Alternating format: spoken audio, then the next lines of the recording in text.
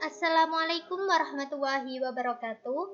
Kami dari kelompok 6, mata kuliah pengelolaan lingkungan hidup, dengan anggota kelompok, yaitu yang pertama, Auliaul Jannah dengan NIM 12208183026,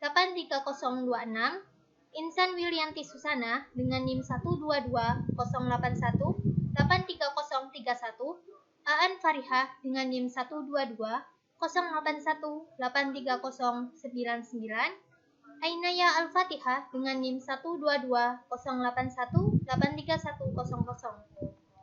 Di sini, kami akan menjelaskan mengenai indeks kualitas lingkungan hidup, lebih tepatnya yaitu membahas tentang indeks kualitas udara. Dengan dosen pengampu yaitu Bapak Muhammad Iqbal Filiani, MSI. Langsung saja, di sini kita akan menjelaskan mengenai indeks kualitas udara, kemudian kebijakan, serta implementasi pemantauan kualitas udara. Yang pertama, yaitu Indeks Standar Pencemaran Udara atau ISPU. Jadi, ISPU ini merupakan indeks pencemaran udara yang secara resmi telah ditetapkan dan digunakan di Indonesia. Hal ini sesuai dengan keputusan Menteri Negara Lingkungan Hidup Nomor 45 Tahun 1997 tentang Indeks Standar Pencemaran Udara. Apa sih gunanya ditetapkannya Indeks Standar Pencemaran Udara? Namanya saja standar, berarti untuk menentukan standar pencemaran udara. Jadi, gunanya indeks standar pencemaran udara ini digunakan untuk pemantauan. Jadi, kita bisa mengetahui udara ini tercemar dalam golongan berbahaya atau sangat berbahaya atau belum dalam taraf bahaya. Seperti itu. Jadi, penetapan indeks kualitas udara ini ditetapkan berdasarkan efeknya terhadap manusia atau dampaknya terhadap manusia maupun makhluk hidup lainnya dan dampaknya terhadap nilai estetik. Indeks standar pencemaran udara merupakan angka yang tidak mempunyai satuan. Jadi indeks ini tidak mempunyai satuan khusus yang menggambarkan kondisi kualitas udara di lokasi dan waktu tertentu yang didasarkan kepada dampak pada kesehatan manusia, nilai estetik, dan makhluk hidup lainnya. Jadi antara lokasi satu dengan lokasi yang lainnya itu memiliki pencemaran udara yang berbeda. Begitupun dengan waktu, hari ini dan hari besok juga akan berbeda pencemaran udaranya. Maka dari itu diperlukan indeks kualitas pencemaran udara. Rentang indeks standar udara dapat dilihat sebagai berikut. Di sini, indeks standar pencemaran udara dibagi menjadi 5 kategori, yaitu kategori baik, sedang, tidak sehat, sangat tidak sehat, dan berbahaya. Yang pertama yaitu kategori baik. Di sini dalam rentang indeks antara 0 sampai 50. Dijelaskan bahwa tingkat kualitas udara masih tergolong aman. Dia tidak memberikan efek terhadap kesehatan manusia maupun makhluk hidup yang lainnya, bahkan tidak berpengaruh terhadap nilai estetik. Jadi dia masih tergolong aman-aman saja, seperti itu. Kemudian, dalam kategori sedang, yaitu rentang indeks antara 51 sampai 100, dijelaskan bahwa tingkat kualitas udara tidak berpengaruh terhadap kesehatan manusia. Jadi, udara dalam rentang indeks 51-100 ini masih aman jika dihirup oleh manusia, tetapi berpengaruh kepada tumbuhan yang sensitif dan nilai estetik. Jadi ada beberapa tumbuhan yang memang sensitif terhadap udara yang tercemar, seperti itu. Kemudian, dalam kategori tidak sehat, yaitu nilai indeks 101-199, dijelaskan bahwa tingkat kualitas udara bersifat merugikan bagi manusia, hewan, atau tumbuhan, serta nilai estetik. Jadi, rentang indeks 101-199 ini pencemarannya mulai masuk ke pencemaran yang sedikit berbahaya, mulai tidak sehat jika kita hirup, akan berefek pada kesehatan sistem pernafasan kita, seperti itu. Kemudian masuk ke kategori sangat tidak sehat, yaitu indeks mulai dari 200 sampai 299. Dijelaskan bahwa tingkat kualitas udara dapat merugikan kesehatan pada sejumlah populasi yang terpapar. Jadi ini masuk yang sangat bahaya untuk kita hirup. Sudah menyebabkan gangguan pada sistem pernafasan manusia dan kesehatan pada manusia, bahkan akan mengganggu kesehatan pada hewan dan tumbuhan yang lainnya, makhluk hidup yang lainnya. Jadi ini sudah masuk kategori yang tidak aman untuk kita hirup, pencemaran udaranya. Udara yang sudah tidak sehat. Kemudian masuk ke kategori berbahaya, yaitu dengan rentang indeks 300 sampai lebih. 300 sampai ke atas itu sudah berbahaya. Tingkat kualitas udara berbahaya secara umum dan dapat merugikan kesehatan yang serius. Mungkin di sini dijelaskan adalah pencemaran udara yang benar-benar sudah tercemar ya. Jadi jika kita menghirup polusi udara itu, pencemaran udara itu akan menyebabkan penyakit pada sistem pernafasan kita, merugikan bagi makhluk hidup. Dan juga mengganggu nilai estetik tentunya, akan mengganggu jarak pandang kita. Kemudian, data indeks standar pencemaran udara diperoleh dari pengoperasian stasiun pemantauan kualitas udara otomatis. Nah, di sini ada beberapa parameter yang digunakan untuk mengukur indeks standar pencemaran udara. Di sini terdapat 5 parameter. Yang pertama yaitu partikulat, kemudian karbon monoksida, sulfur dioksida, nitrogen dioksida, dan ozon. Jadi, yang diukur pada pencemaran udara yaitu parameter ini, kelima parameter ini yang diukur, seperti itu. Selanjutnya, menurut keputusan dari Kepala Badan Pengendalian Dampak Lingkungan nomor 107 tahun 1997 tanggal 21 November, memuat di antaranya yaitu yang pertama, parameter-parameter dasar untuk indeks standar pencemaran udara dan periode pengukurannya. Seperti yang sudah saya sebutkan sebelumnya, indeks kualitas udara mempunyai parameter-parameter tertentu. Ada 5 parameter yaitu partikulat, sulfur dioksida, karbon monoksida, ozon, dan nitrogen dioksida. Begitupun waktu pengukurannya berbeda-beda. Partikulat yaitu 24 jam, kemudian sulfur dioksida 24 jam, karbon monoksida 8 jam, ozon 1 jam, dan nitrogen dioksida 1 jam.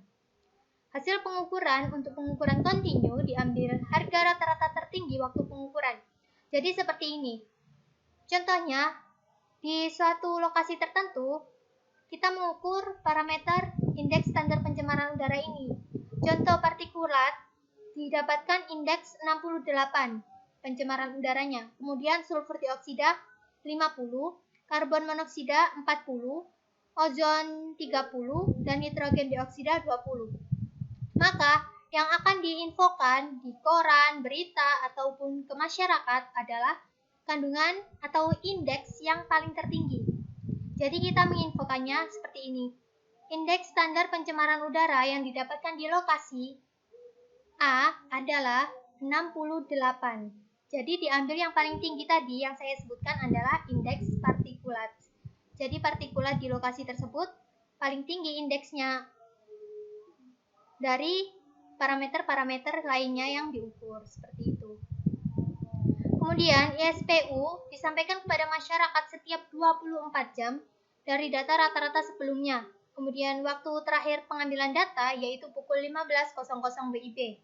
Dan ISPU yang dilaporkan kepada masyarakat berlaku untuk 24 jam ke depan. Jadi ketika kita mengumumkannya pukul 15 WIB hari ini, maka akan berlaku sampai besok pukul 15 WIB. Setelah itu, sudah tidak berlaku lagi, pengukurannya berbeda lagi, seperti itu. Kemudian yang kedua yaitu angka dan kategori indeks standar pencemaran udara. Di sini, indeks standar pencemaran udara dikategorikan menjadi 5, yaitu baik, sedang, tidak sehat, sangat tidak sehat, dan berbahaya. Dengan indeksnya pun berbeda-beda. Kategori baik yaitu 1-50, sedang 51-100, kemudian tidak sehat 101-199,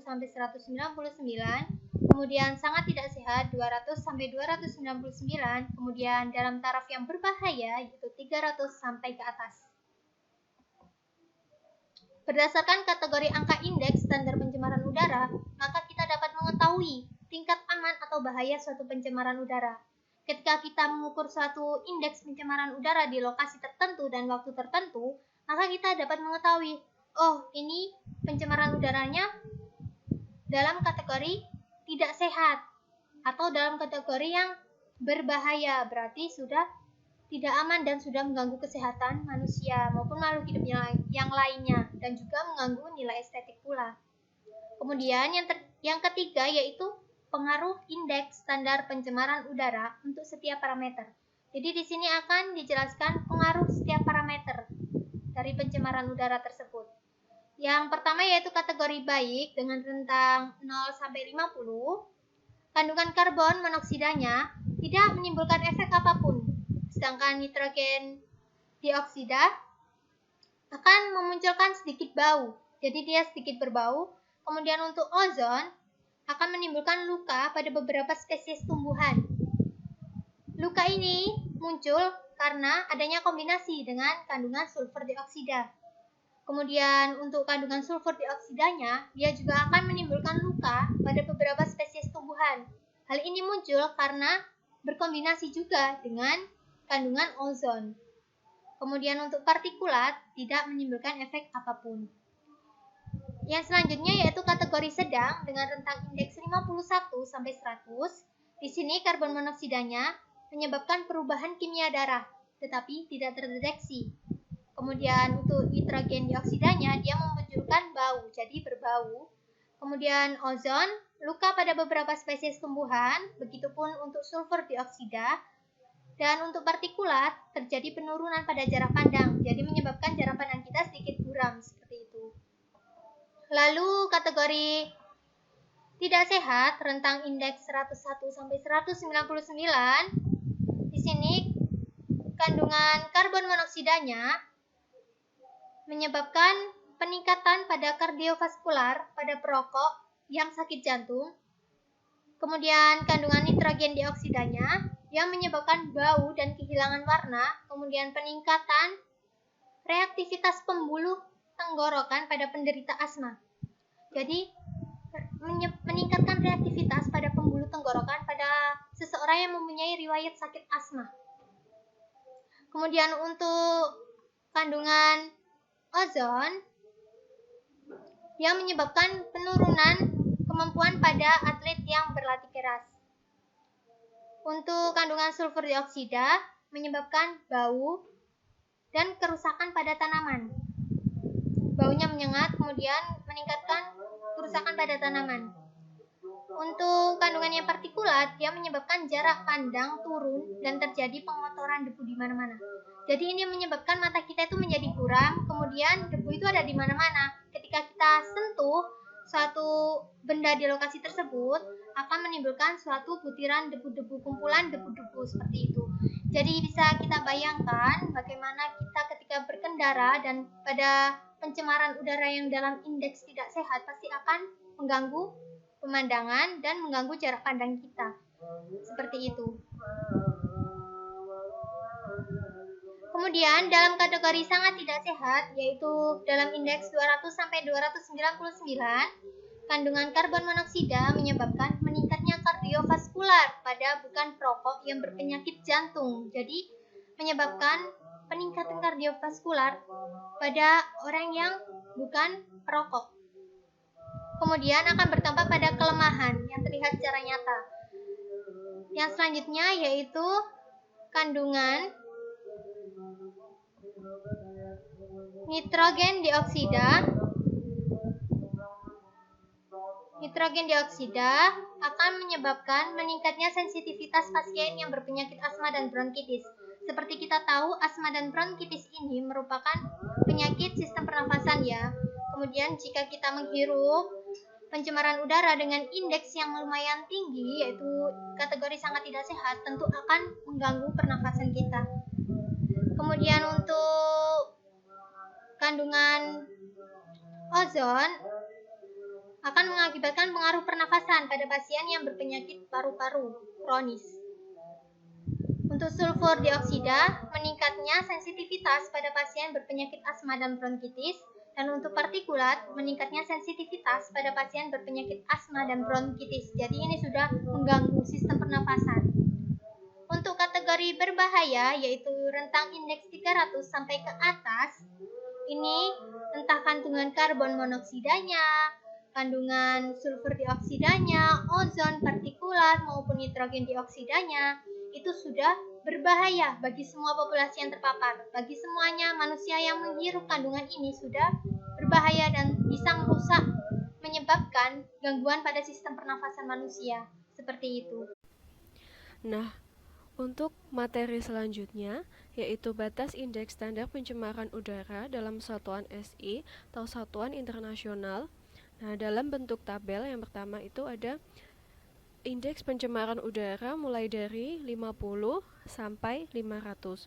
Nah, pada ISPU 50, kadar partikulat meter dengan waktu pengukuran 24 jam terdapat 50 mikrogram per meter kubik. Lalu untuk kadar SO2 dalam waktu pengukuran 24 jam terdapat 80 mikrogram per meter kubik. Dan untuk kadar CO dengan waktu pengukuran 8 jam terdapat 5 mikrogram per meter kubik. Lalu untuk kadar O3 dengan waktu pengukuran 1 jam terdapat 120 mikrogram per meter kubik. Nah, untuk kadar CO pada ISPU 50 tidak ada kadar yang terlapor karena mengikuti keterangan 2 ini, yaitu berarti tidak ada indeks yang dapat dilaporkan pada konsentrasi rendah dengan jangka pemaparan yang pendek. Lalu untuk ISPU 100, kadar partikulat meter dengan waktu pengukuran 24 jam terdapat 150 mikrogram per meter kubik. Untuk SO2 dengan waktu pengukuran 24 jam ada 365 mikrogram per meter kubik. Lalu untuk CO dengan waktu pengukuran 8 jam terdapat 10 mikrogram per meter kubik. O3 dengan waktu pengukuran 1 jam terdapat 235 mikrogram per meter kubik. Nah, untuk NO2 dalam waktu pengukuran 1 jam juga tidak dapat terdeteksi kadarnya, tidak dideteksi. Lalu untuk ISPU yang 200, kadar PM10 dalam waktu pengukuran 24 jam terdapat 350 mikrogram per meter kubik. Untuk kadar SO2 dengan waktu pengukuran 24 jam terdapat 800 mikrogram per meter kubik. Lalu untuk CO dalam waktu pengukuran rata-rata 8 jam terdapat kadar 17 mikrogram per meter kubik. Nah, untuk kos O3 dalam waktu pengukuran 1 jam terdapat 400 mikrogram per meter kubik. Untuk NO2 dalam waktu pengukuran 1 jam terdapat 1130 mikrogram per meter kubik. Nah, sedangkan untuk ISPU 300,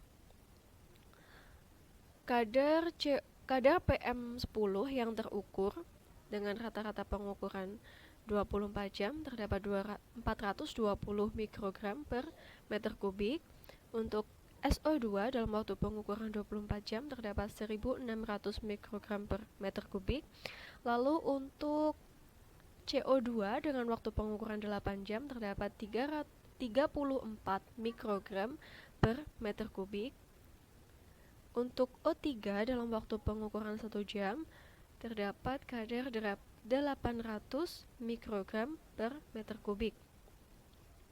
Nah, untuk NO dalam waktu pengukuran 1 jam pada ISPO 200 memiliki kadar 1130 mikrogram per meter kubik. Nah, untuk ISPU 300, kadar PM10 terdapat 420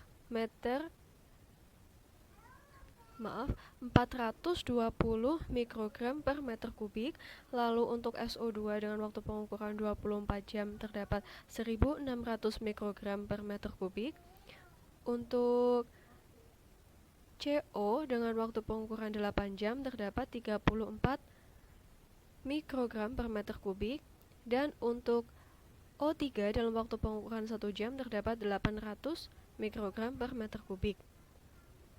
Sedangkan kadar NO dengan waktu pengukuran 1 jam pada ISPU 300 terdapat kadar 2260 mikrogram per meter kubik. Nah, sekarang untuk ISPU 400 yaitu kadar PM10 dalam waktu pengukuran 24 jam terdapat 500 mikrogram per meter kubik. Lalu untuk SO2 terdapat kadar 2100 mikrogram per meter kubik. Lalu untuk CO dengan waktu pengukuran 8 jam terdapat kadar 46 mikrogram per meter kubik. Lalu untuk O3 dengan waktu pengukuran 1 jam terdapat kadar 1000 mikrogram per meter kubik. NO2 dengan waktu pengukuran 1 jam terdapat kadar 3000 mikrogram per meter kubik. Nah, untuk yang terakhir, pada indeks standar pencemaran udara dan nilai 500, pada PM10 dengan waktu pengukuran 24 jam terdapat kadar 600 mikrogram per meter kubik. Lalu untuk SO2 dalam waktu pengukuran 24 jam terdapat 2620 mikrogram per meter kubik. Untuk CO dengan waktu pengukuran 8 jam terdapat 57,5 mikrogram per meter kubik. Untuk O3 dalam waktu pengukuran 1 jam terdapat kadar 1200 mikrogram per meter kubik. Nah, yang terakhir untuk kadar NO dalam waktu pengukuran 1 jam pada ISPU 500 terdapat kadar 3750 mikrogram per meter kubik. Nah, konsentrasi atau kadar di atas pada keadaan temperatur 25 derajat Celcius dengan tekanan 760 mm hektogram.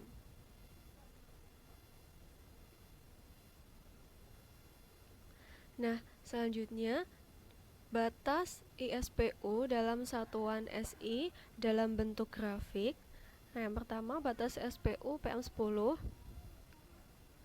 Nah, pada sumbu X itu menunjukkan kadar dari PM10 dengan periode pengukuran rata-rata 24 jam dengan satuan mikrogram per meter kubik.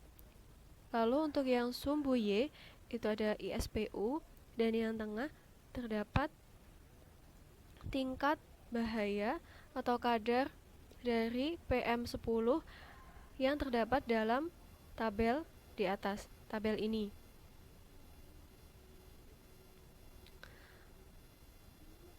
Nah, selanjutnya batas ISPU SO2 dalam bentuk grafik bisa dilihat.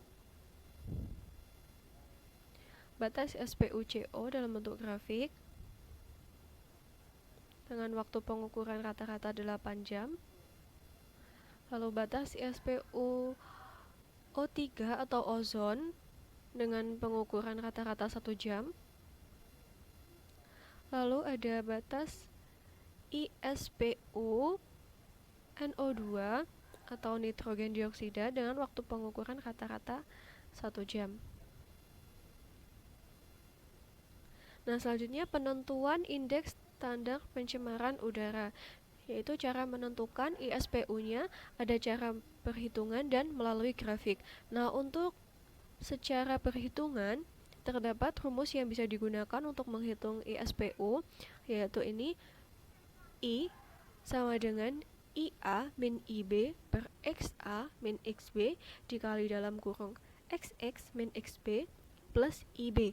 Nah, keterangannya adalah I menunjukkan ISPU terhitung atau yang dicari, ISPU yang akan dicari. Lalu IA, ISPU batas atas. IB, ISPU batas bawah.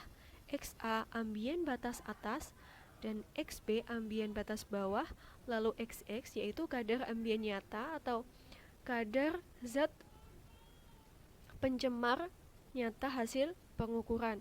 Nah, untuk IA, IB, XA, XB tersebut penentuannya dapat dilihat di tabel.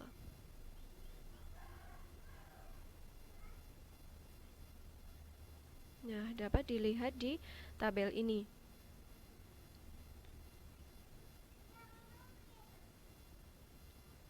Lalu untuk perhitungan dengan menggunakan grafik.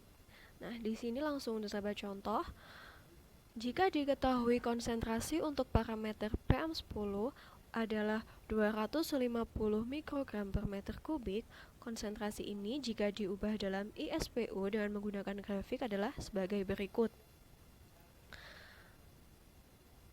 Nah, dari kurva batas angka indeks standar pencemaran udara dalam satuan matrik, sumbu X, nah sumbu X, sumbu yang bawah atau mendatar, itu ditentukan pada titik 2500 mikrogram per meter kubik, lalu ditarik ke atas sampai mencapai garis yang tengah atau grafik garis. Nah, setelah itu atau tingkat bahaya, setelah itu ditarik ke kiri pada angka yang menunjukkan ISPU. Nah, sehingga konsentrasi PM10 pada kadar 250 mikrogram per meter kubik jika dirubah pada ISPU yaitu memiliki nilai 150.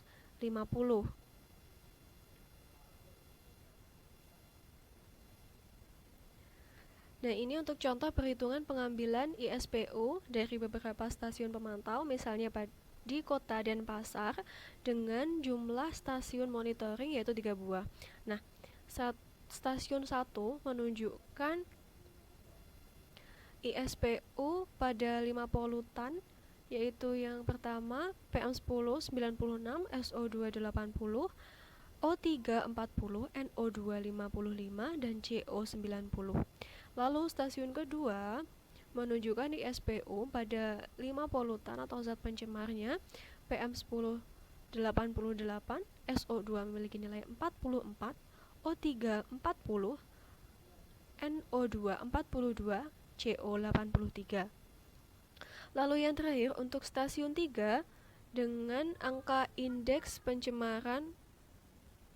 standar pencemaran udara 5 polutan yaitu PM10 91, SO2 71, O3 35, NO2 55, CO 92. Nah, dari indeks yang terlapor di atas, indeks yang ditampilkan atau dilaporkan pada media massa atau disebarluaskan ke masyarakat yaitu ISPU yang tertinggi. Nah, untuk kasus contoh di 3 stasiun kota Denpasar tersebut, ISPU tertinggi terdapat pada stasiun pertama dengan jenis polutan PM10 dengan ISPU udara 96. Nah, sehingga inti laporan yang disampaikan kepada masyarakat, ISPU Denpasar adalah 96 dengan kualitas udara sedang dan parameter dominan PM10. Nah, ISPU ini atau kualitas udara ini berlaku 24 jam dari hari ini, misalnya pada pukul 15.00 tanggal N, misalnya tanggal 1, sampai pukul 15.00 tanggal N plus 1, berarti tanggal 1 plus 1 tanggal 2, 24 jam. Nah, lalu ada kebijakan dan implementasi pemantauan kualitas lingkungan, khususnya udara, yang akan disampaikan oleh anggota kelompok lainnya. Terima kasih. Baik, di sini saya akan melanjutkan mengenai presentasi kelompok saya, yaitu saya akan membahas mengenai kebijakan dan implementasi pemantauan kualitas lingkungan berupa udara. Nah, pengelolaan kualitas udara atau air Quality management adalah semua kegiatan yang ditujukan untuk menjaga kualitas udara dalam rangka melindungi kesehatan manusia dan ekosistemnya. Sedangkan pengendalian pencemaran udara itu diatur menurut PP 41 tahun 1999, meliputi pencegahan dan penanggulangan pencemaran, serta pemilihan mutu udara dengan melakukan intervariasi mutu udara ambien, pencegahan sumber pencemar, baik dari sumber yang bergerak maupun sumber yang tidak bergerak, termasuk juga sumber gangguan, serta penanggulangan keadaan darurat. Nah, Menteri melakukan pengawasan untuk mengawasi serta penetapan tanggung jawab usaha dan atau kegiatan yang dapat menyebabkan terjadinya pencemaran udara. Sedangkan dalam hal wewenang pengawasan diserahkan kepada pemerintah daerah atau Pemda, meliputi gubernur atau bupati atau wali kota madya, kepala daerah tingkat 2, dapat melaksanakan pengawasan terhadap penataan penanggung jawab usaha dan atau kegiatan yang membuang emisi atau gangguan pada lingkungan. Nah, berikut ada skema pengelolaan kualitas udara dan pengendalian pencemaran udara. Seperti ini skemanya. Kita lanjutkan untuk pemantauan kualitas udara ambien di Indonesia dilakukan menggunakan 3 metode, yaitu yang pertama ada sistem pemantauan kualitas udara secara otomatis. Nah, sistem ini merupakan sistem pemantauan kualitas udara secara terus-menerus dan online. Di Indonesia sendiri, KLHK baru memasang IQMS pada 14 kota, yaitu Jambi, Palembang, Palangkaraya, Pekanbaru, Padang, Pontianak, Banjarmasin, Jakarta Pusat, Mataram, Makassar, Manado, Batam, Banda Aceh, dan Kalimantan Utara. Sedangkan parameter yang diukur dalam AQMS ini yaitu PM10, PM25, CO, NO2, SO2, O3, dan HC.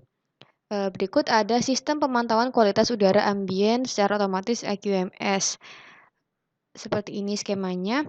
Selanjutnya, yang kedua itu manual active sampling atau metode pemantauan manual aktif, yang merupakan metode pemantauan kualitas udara ambien yang dilakukan sesaat, yang biasa dilakukan di sebagian besar kabupaten kota yang ada di Indonesia.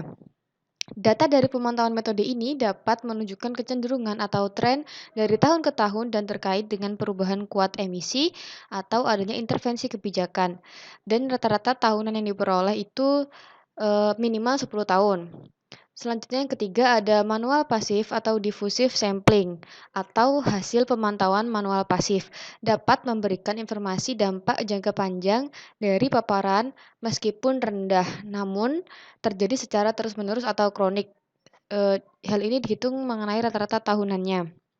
Metode ini diterapkan di Indonesia meliputi 400 kabupaten atau kota dengan 4 titik pemantauan tiap kabupaten atau kotanya yang mewakili lokasi transportasi, industri, perkantoran, dan pemukiman.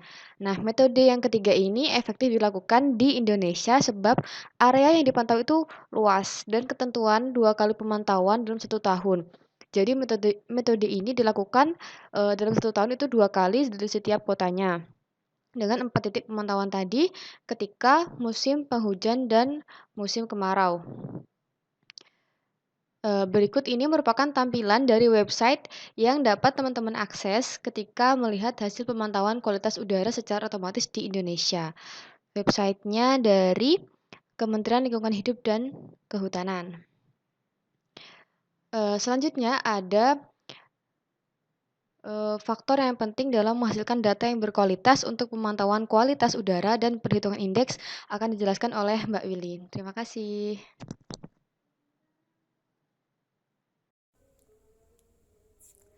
Nah, dari penjelasan sebelumnya yang telah disampaikan oleh Mbak Aan dapat ditarik kesimpulan, terdapat beberapa faktor yang penting dalam menghasilkan sebuah data yang berkualitas untuk penentuan kualitas udara atau KU pada IKLH, serta dapat menghasilkan sebuah perhitungan indeks yang lebih akurat.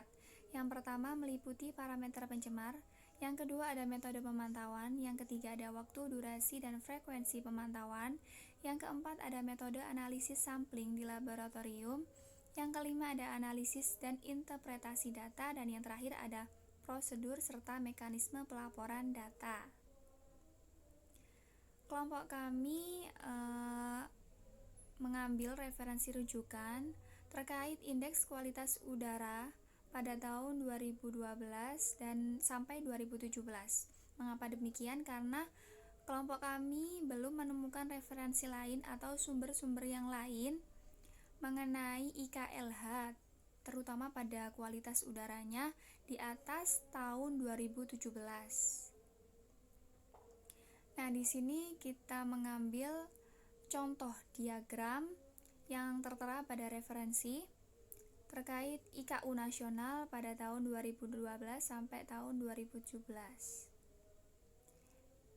Kami juga memiliki tabel IKLH dari kurun waktu 6 tahun antara tahun 2012 sampai tahun 2017.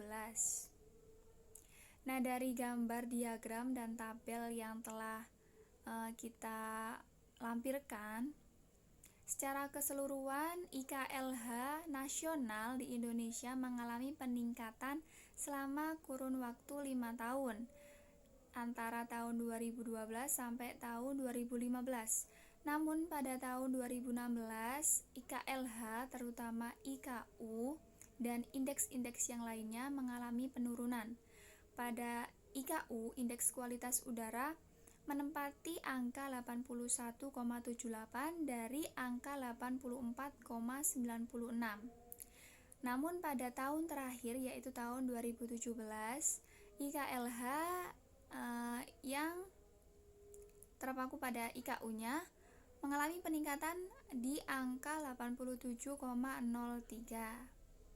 Nah, secara umum kenaikan nilai IKLH ini menunjukkan bahwa pengolahan kualitas lingkungannya sudah mulai membaik. Dan yang terakhir, kita juga melampirkan peta indeks kualitas udara tahun 2017, yakni hasil pengukuran dengan metode passive sampler. Metode ini telah disampaikan oleh teman saya sebelumnya, yaitu Mbak Aan. Nah, dari gambar peta ini lebih didominasi oleh gambar hijau muda atau terang dan hijau gelap.